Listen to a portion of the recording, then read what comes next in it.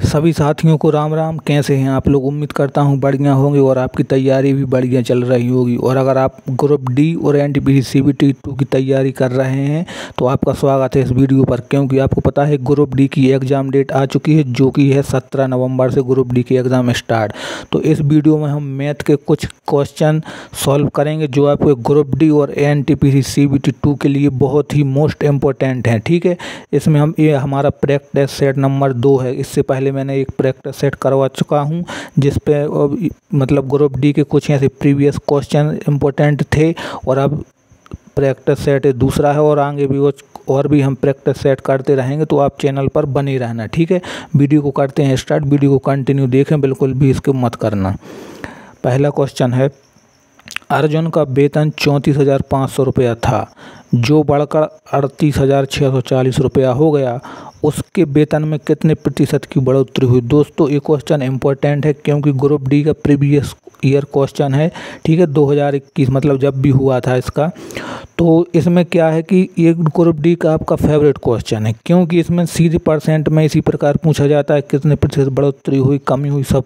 तो इससे सबसे पहले हम इन दोनों को देख लेंगे कि ये 34,500 से कितना बढ़ गया। तो इससे हम घटा लेंगे, तो 38,640 में से हम 34,500 घटा लेंगे। ठीक है, 0, 4, 1 और 4। ठीक है, 4140 आ गया। 4140।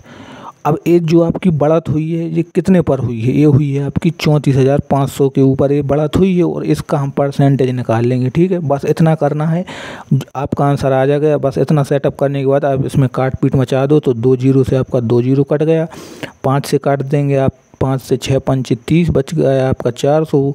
5 से 9 बार, 5 9 45। अब 5 से इसे काट देंगे तो 5 8 40, बच गया 1, 5 दूनी 10, बच गया 4, फिर 40, 5 8 40। ठीक है, अब सीधा हम 69 से ही काट देंगे। 69 1 69, मतलब 69 1 69, बच गया आपका कितना? 69 से आपका बच गया 1 और 2, 38 बच गया। ठीक है, 38 बच गया। 69 दूनी 38। ठीक है, 12% इसका सही आंसर हो जाएगा। तो आप आसानी से इसे सबसे पहले इन दोनों में से घटा लीजिए और बस उसका परसेंटेज निकाल लीजिए, आपका आंसर आ जाएगा। अगला क्वेश्चन, 3 की पावर 2 फिर होल स्क्वायर पे पावर 3 प्लस में 2 की पावर 3 फिर उसकी पावर 2 को सरल कीजिए। दोस्तों ग्रुप डी में ऐसे क्वेश्चन ज़्यादातर पूछे जाते हैं जिसमें स्टूडेंट फंस जाते हैं। ठीक है, कि मतलब पावर के ऊपर पावर। तो ऐसे क्वेश्चन देखकर बिल्कुल भी डरना ही नहीं है, बिल्कुल ही ईजी क्वेश्चन होते हैं दोस्तों। अब कैसे होते हैं आपको पता होगा कि पावर के ऊपर पावर रहती है तो उसका गुणा हो जाता है इन दोनों का। ठीक है, गुणा हो जाता है। अब यहाँ पर 3 है, 3 की पावर 2 और उसकी भी पावर 3, यानी कि 2 का 3 में गुणा हो जाएगा तो 3 की पावर 6 आ जाएगा। ठीक है, ऐसा हो जाता है इसमें। यहाँ पर ऐसा कर लीजिए, 2 गुणा 3 ऐसा हो जाता है, प्लस में 2 3 गुणा 2। ठीक है, इतना हो जाता है। अब यहाँ पर 3 की पावर आपकी कितनी आ जाएगी? 6, प्लस में 2 की पावर भी 6। ठीक है, इतना हो गया। अब हम इसका आंसर निकाल लेंगे कि 3 की पावर 6 आपका कितना हो जाता है। तो आप ऐसा लिख लीजिए 1 2 3 4 5 6। जैसे कि 3 की पावर 1 3 होता है, स्क्वायर में 9, क्यूब में 27, पर 81 243 729, मतलब कितना हो गया आपका? 729। ठीक है, अब हम 2 की पावर 6 निकालेंगे तो कितना हो जाएगा? 2 की पावर 1 में 1 आएगा, 2 में 4, 8 16 32 64। तो इसमें हम 64 आएगा। ठीक है, प्लस आपका 64 आ जाएगा। अब 729 में अगर हम 64 को जोड़ देंगे आपका 793 आपका इसमें सही आंसर आ जाएगा। ठीक है दोस्तों, तो जो भी आप पावर के ऊपर पावर रहती है तो उसे देखकर आपको डरना नहीं है, आप आराम से उसे सॉल्व कर सकते हैं। ठीक है, बस क्योंकि पावर में गुणा हो जाता है, बाकी ज्यों कहते हैं। ठीक है दोस्तों, अगर वीडियो अच्छी लग रही हो तो वीडियो को एक कर देना लाइक और अपने दोस्तों में शेयर ज़रूर कर देना। ठीक है दोस्तों, चैनल को आप सब्सक्राइब करके रख लो अभी से, क्योंकि जब तक आपका ग्रुप डी का एग्ज़ाम है तब तक कुछ इंपॉर्टेंट सारे तो प्रीवियस ईयर के क्वेश्चन सॉल्व करने हैं इसमें, और कुछ इंपॉर्टेंट प्रैक्टिस सेट भी लगाने हैं, जिससे आप ग्रुप डी में आप 30 में मतलब ग्रुप डी में आप 25 में से अपना स्कोर 25 पूरा कर सको। ठीक है, और एनटीपीसी के लिए भी ज़रूरी है वीडियो, तो चैनल को सब्सक्राइब करके रख लेना।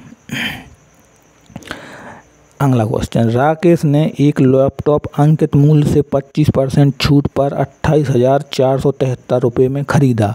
लैपटॉप का अंकित मूल्य ज्ञात कीजिए। तो दोस्तों क्वेश्चन बिल्कुल इजी है, बहुत से बहुत 5 सेकंड वाला, ठीक है। आपको बस क्या पता होना चाहिए कि जो आपकी जो परसेंट रहती है इसकी आपको फ्रैक्शन वैल्यू पता होनी चाहिए।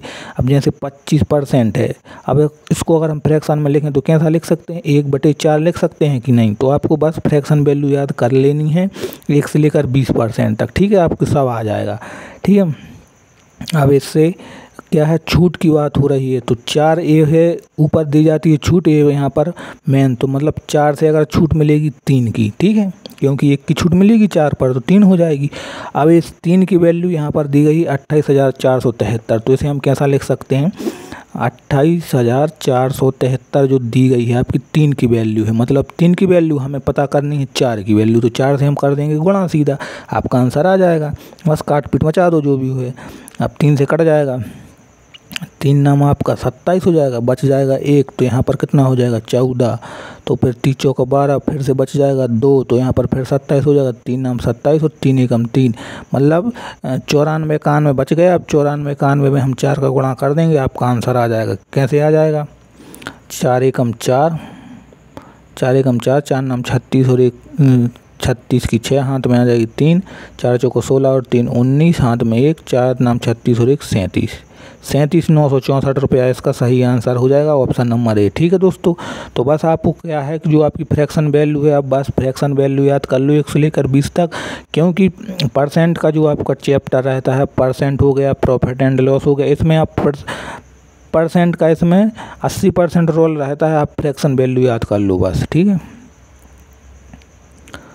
हेलो, पी और क्यू एक काम क्रमशः 9 और 12 दिन में कर सकते हैं, वे क्यू से शुरू होकर एक एक दिन काम करते हैं, तो पूरा काम कितने दिन में होगा। दोस्तों टाइम एंड वर्क का बहुत ही ज़्यादा इंपॉर्टेंट क्वेश्चन हो, चाहे आपका ग्रुप डी हो, एनटीपीसी हो, आरपीएफ हो, एएलपी हो, AISSC हो, किसी का भी एग्ज़ाम हो, प्रॉफिट मतलब इसमें टाइम एंड वर्क का एक क्वेश्चन फिक्स रहता है, और उसके का बहुत से मतलब टाइप होते हैं, तो जिसमें से एक टाइप है इम्पोर्टेंट, आता ही आता है। तो प्रॉफिट एंड लॉस तो इजी होता है, बस हर स्टूडेंट को पता है कैसे सॉल्व किया जाता है। जैसे P कर रहा है 9 दिन में और Q कर रहा है आपका 12 दिन में, ठीक है। बस इतना लिखने के बाद सीधा इनका हम LCM लेते हैं, जैसे कि 36 आ गया, ए आपका 4 आ गया, यहाँ पर आपका 3 आ गया, ए आ गई उन दोनों की P और Q की एफिशिएंसी यानी कार्य क्षमता, ठीक है। मतलब P एक दिन में काम करेगा 4 और Q एक दिन में काम करेगा 3, ठीक है। इतना तो कर लेते हैं। अब उसके बाद क्वेश्चन पढ़ते हैं। क्वेश्चन बोला बे Q से शुरू होकर, मतलब पहले काम करेगा आपका Q, फिर P, फिर Q, फिर P, फिर Q और फिर P, ऐसा काम करेगा, ठीक है। अब बोल रहा है कि पूरा काम कितने दिन में होगा, तो सबसे पहले Q करेगा फिर P, मतलब 2 दिन में काम कितना हो रहा है, 4 और 3 को जोड़ देंगे 7, मतलब 2 दिन में हो रहा है काम 7, तो यहाँ पर लिख लो 2 दिन में काम 7 हो रहा है, ठीक है। अब यहाँ पर देखो टोटल वर्क है आपका 36 और 2 दिन में हो रहा है 7, तो हम इस 7 को 36 के करीब ले जाएंगे काम करवा के। तो कैसे, अगर हम 2 दिन में 7 काम हो रहा है, तो अब 5 अगर करेंगे तो एक 35 हो जाएगा, तो इसमें भी हम 5 कर देंगे, मतलब टोटल काम हो गया आपका 35, टोटल दिन लगे आपके 10, ठीक है, इतना हो गया। अब यहाँ पर देखो 10 दिन लग गए, 35 काम हो गया, काम कितना बचा, 1, फिर से करने कौन आएगा, Q, तो 10 दिन हो गए, 1 काम बच गया, और फिर से अगले दिन करने के लिए आएगा Q की कार्य क्षमता है 3, 10 सही 1/3 आपका सही आंसर हो जाएगा, ठीक है दोस्तों। तो मतलब टाइम मतलब ये मतलब जो आपका वर्क का काम, वर्क के जो क्वेश्चन है वो आपके टाइम एंड वर्क के इसी प्रकार से सॉल्व हो सकते हैं, ठीक है। वीडियो को दोस्तों लाइक ज़रूर करते चलना, ठीक है, क्योंकि लाइक करने के बाद क्या रहता है कि हमारा मोटिवेशन बना रहता है और हम और वीडियो लाने की कोशिश करते हैं, ठीक है। अगला क्वेश्चन 6, 18, 49 और x समानुपात में है, x का मान ज्ञात कीजिए। दोस्तों इसमें क्या होता है, समानुपात, मध्यानुपात, तीसरा अनुपात। एक क्वेश्चन आपके बहुत ही ज़्यादा इंपॉर्टेंट है, मतलब एक क्वेश्चन आपका फिक्स रहता है हर एग्ज़ाम में और हर शिफ्ट में, ठीक है। तो इसमें क्या होता है कि जो अगर ये समानुपात में है तो इन दोनों का गुणा और इन दोनों को गुणा बराबर होता है हमेशा, ठीक है, अंदर अंदर का बाहर बाहर का, तो गुणा कर दो, 6 का x में हो जाएगा 6x बराबर 18 गुणा 49। अब दोस्तों कुछ लोग क्या करते हैं कि इन दोनों का गुणा जैसे हमने कर दिया 6x, तो वो इनका भी गुणा सीधा कर देंगे 18 का 49 में, और वो यहीं पर फंस जाएंगे। हमें यहाँ पर ऐसा गुणा नहीं करना है कि हम फंस जाएं, ठीक है। तो हमें जो देखना है, हमें देखना है कि हमें लाभ कहाँ पर मिल रहा है। तो हम अगर इसका इसमें गुणा कर देते, सीधे यहाँ पर बड़ी संख्या आ जाती, गुणा करने में टाइम लग जाता, फिर 6 से काटने में टाइम लग जाता। तो हमें अपने आप को फंसाना नहीं है, ऐसा ईजी करना है, ठीक है। अब यार जो 6 यहाँ पर बराबर में, तो यहाँ पर वो डिवाइड में आ जाएगा, यहाँ से हट जाएगा, ठीक है। 6 से एक बार काट, 6 से 18 को हम 3 बार काट देंगे। यहाँ पर 3 गुणा 49, यहाँ पर x बराबर 3 गुणा 49 आ जाएगा। अब इसमें गुणा कर दो, 9 तिया 27, बच गया 2, 3 को 12 और 2 14, 147 इसका सही आंसर हो जाएगा, ठीक है दोस्तों। बाकी एक क्वेश्चन हर एग्ज़ाम में फिक्स रहता है, तो आप इसे अच्छे से कर लेना। और इन दोनों का गुणा कहीं कहीं करना पड़ता है, कहीं कहीं हमें सीधा भी लिखना पड़ता है, जहाँ हमें आसान दिखे हर चीज़, ठीक है। नेक्स्ट क्वेश्चन देखते हैं।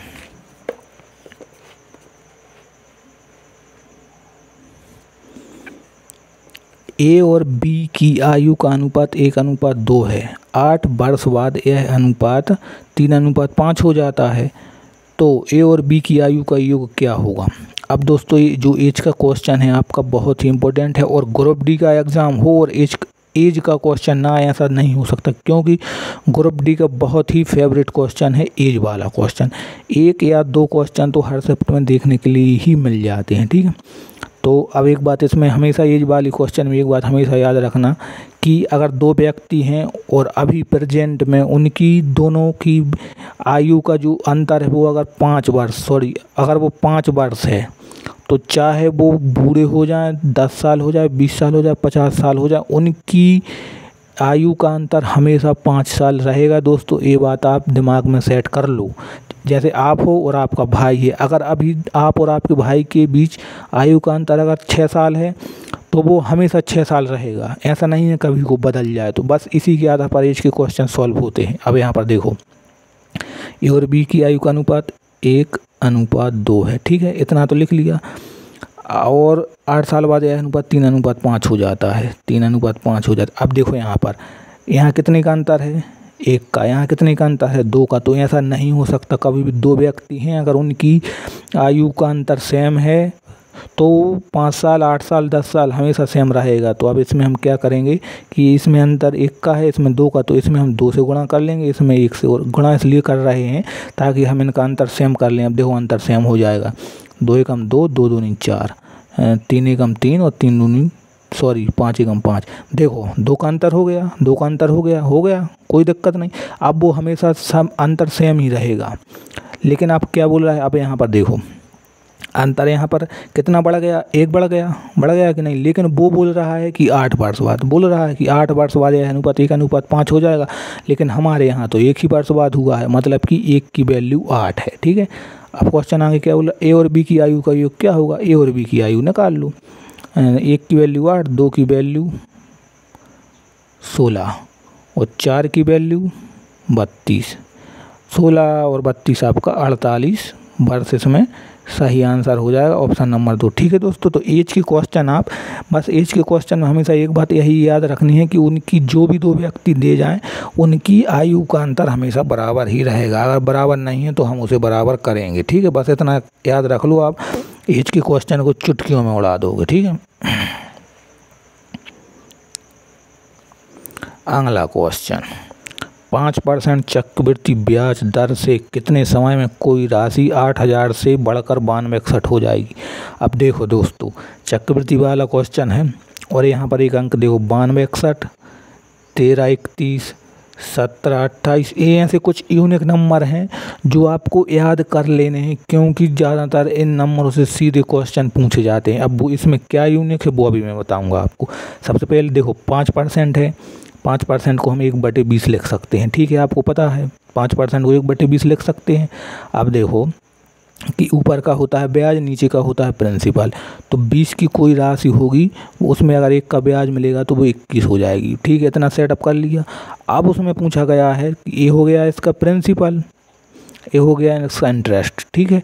अब इसका जो वैल्यू दी गई है 8,000 और इसकी जो वैल्यू दी गई है 9261, देखा 9261। अब इसमें जो मैं आपको बताना चाह रहा था कि ये 9261 है, ये आपका 21 का क्यू है, ठीक है।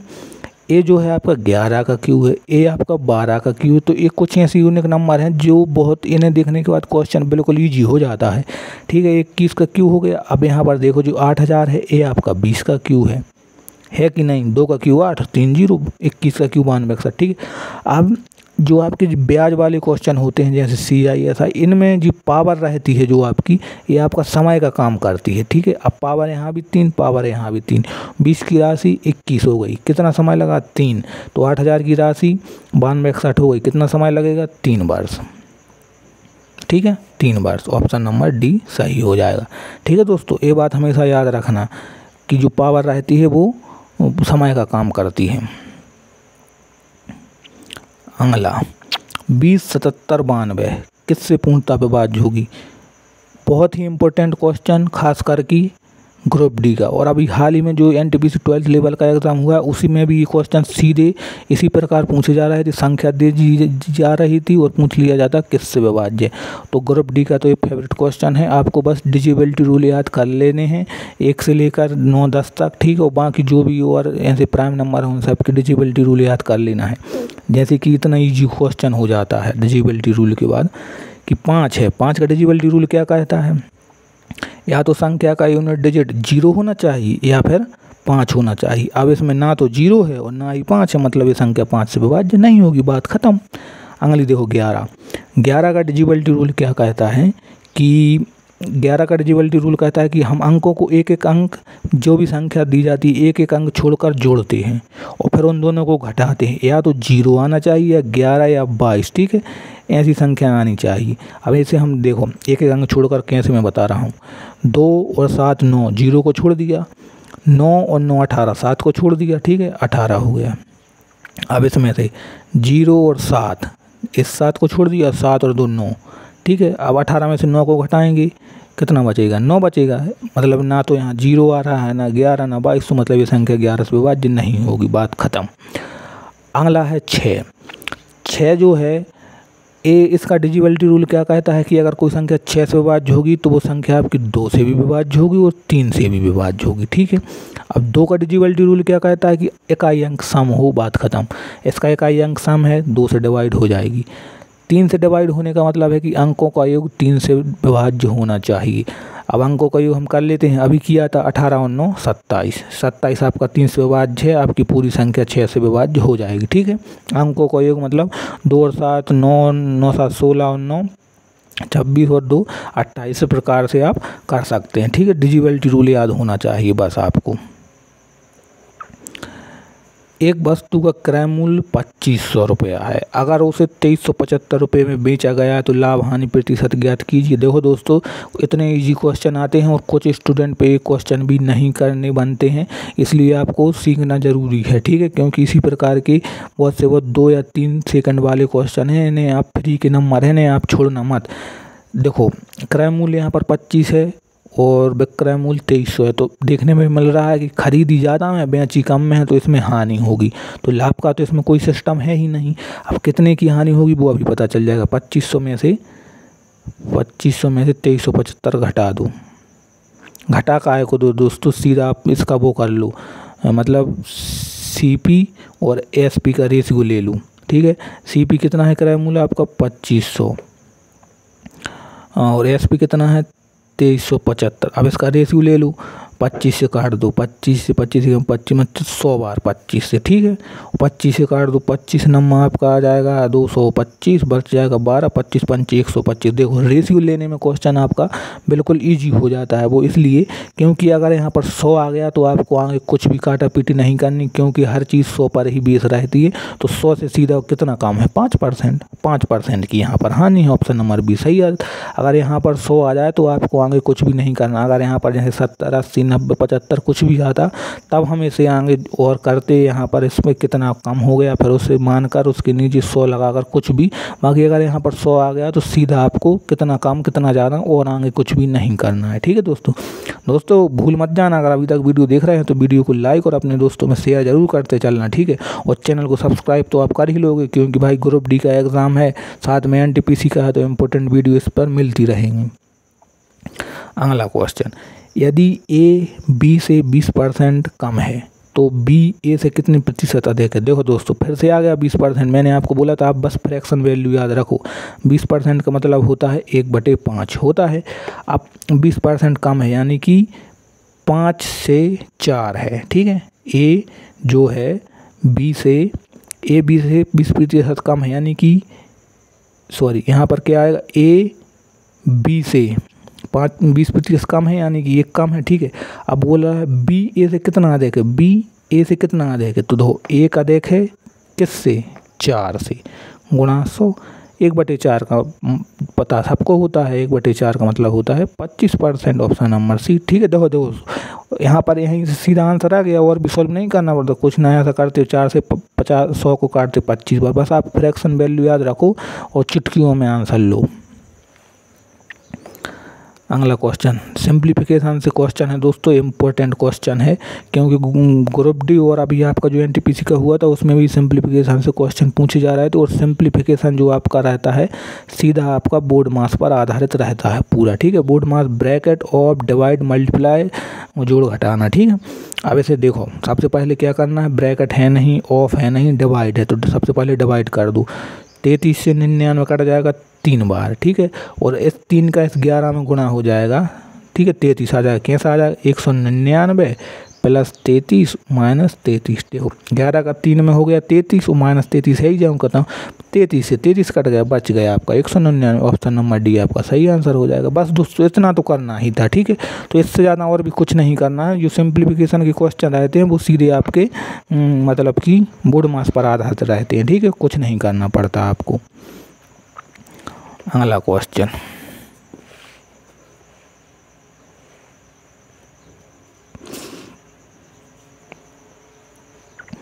क्वेश्चन, एक व्यक्ति की आय और खर्च का अनुपात 7:2 है। यदि आय में 12% और खर्च में 2% वृद्धि हो तो बचत में क्या परिवर्तन होगा। इम्पोर्टेंट क्वेश्चन है दोस्तों, ऐसी लैंग्वेज वाले क्वेश्चन पूछे जाते हैं। अब इसे कैसे सॉल्व करना है, देखो सबसे पहले तो आप देखो जो आपकी आय होती है, आय आपकी क्या किसके बराबर होती है, बचत प्लस खर्च।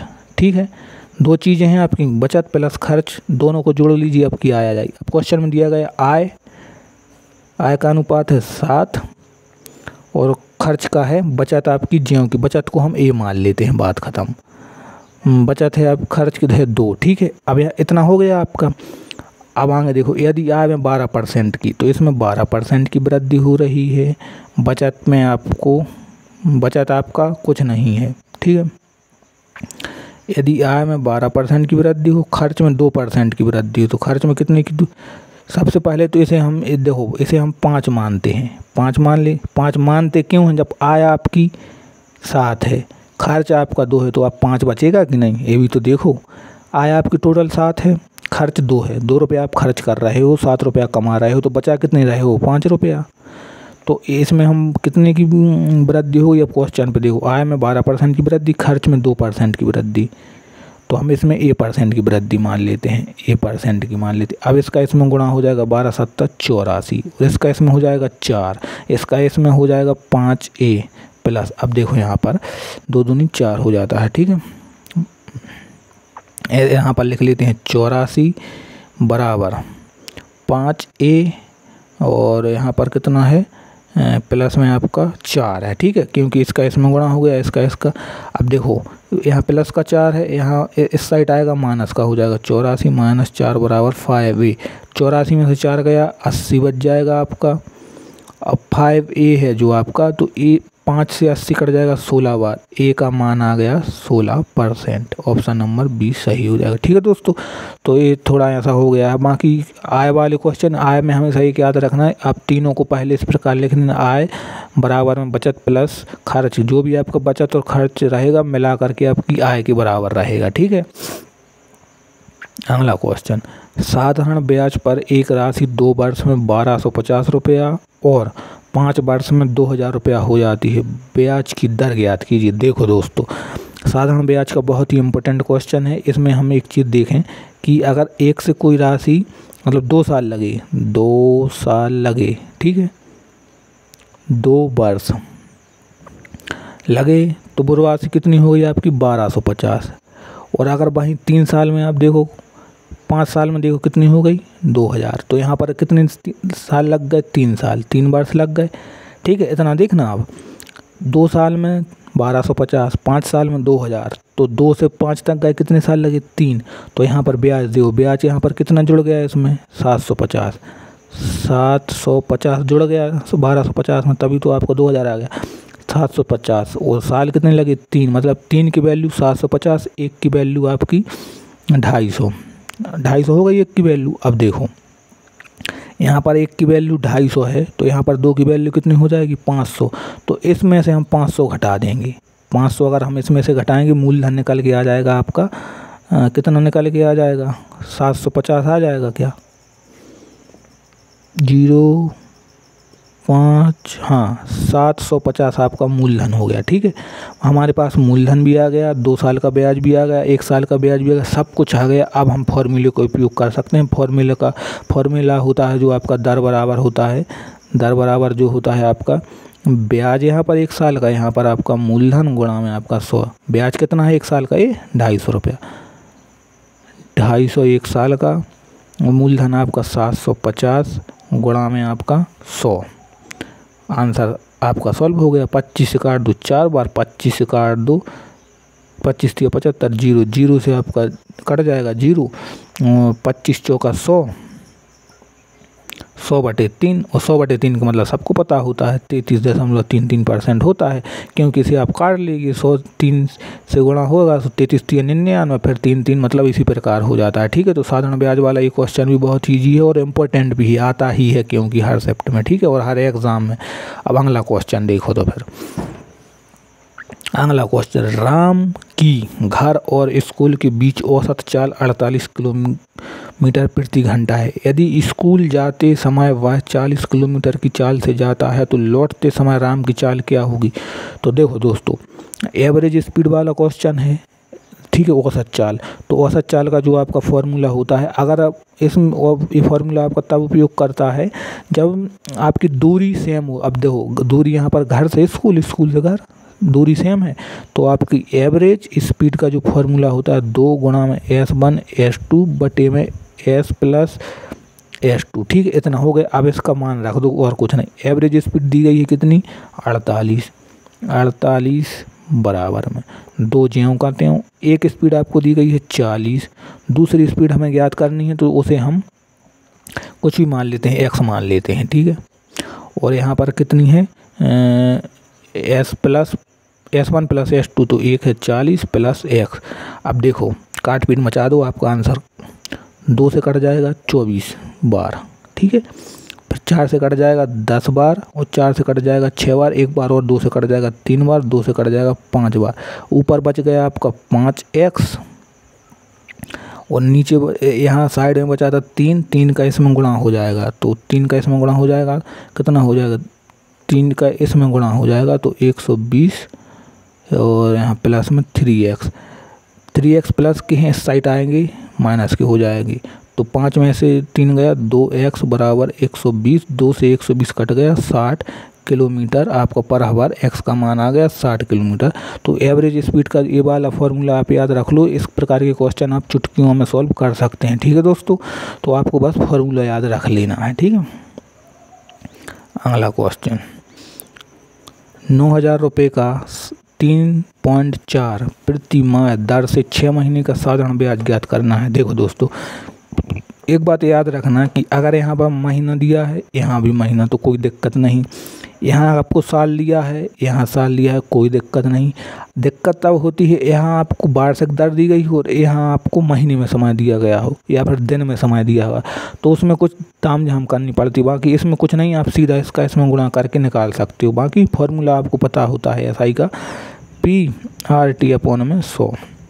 मूलधन आपका 9000 और मूलधन गुणे दर आपकी 3-4 गुणा आपका 6 महीने का समय 100। ठीक है, देखो ऊपर पॉइंट है, पॉइंट हटेगा, नीचे से एक 0 और आ जाएगा। ये तो आपको पता है, 3 0 से सीधे 3 0 को उड़ा दो, बात खत्म। 9 का गुणा 34 में, उसका गुणा 6 में, तो 9 का गुणा 34 में कर दो, 9 चौका 36, 9 चौका 36, बच गया 3, 9 3 27 और 3 30 गुणा 6। ठीक है, 6 का गुणा 306 में, 6 6 36, 3 6 9 3 6 3 18, 1836 इसका सही आंसर हो जाएगा। ठीक है दोस्तों, तो जो आपका जो SI वाले क्वेश्चन रहते हैं, आपको सीधा दर का समय में गुणा कर दीजिए और सीधा उसका परसेंट निकाल लीजिए, मूलधन का आपका आंसर चुटकियों में आ जाएगा। ठीक है, ओके। अगला क्वेश्चन, एक दुकान पर 9 शर्ट खरीदने पर 3 शर्ट मुफ्त दी जाती हैं, छूट का प्रतिशत ज्ञात कीजिए। मोस्ट इम्पोर्टेंट दोस्तों, मोस्ट इम्पोर्टेंट ग्रुप डी के लिए और NTPC के लिए भी। ठीक है दोस्तों, क्योंकि ये क्वेश्चन अभी हाल ही में जो आपका NTPC का एग्जाम हुआ था, हर शिफ्ट में दोस्तों ये क्वेश्चन पूछा गया है और ग्रुप डी के प्रीवियस ईयर में भी कहीं कहीं ये क्वेश्चन देखने के लिए मिला है। ठीक है, तो इसे कैसे सॉल्व करते हैं। अब सबसे पहले ये देखो कि आपको छूट कितने की दी जा रही है, 3 चीज़ों की। ठीक है, और आप खरीद कितनी रहे हो, 9 खरीद रहे हो, जब आपको 3 फ्री मिल रही हैं, मतलब टोटल कितनी है। इसका जो फॉर्मूला होता है वो फ्री अपॉन में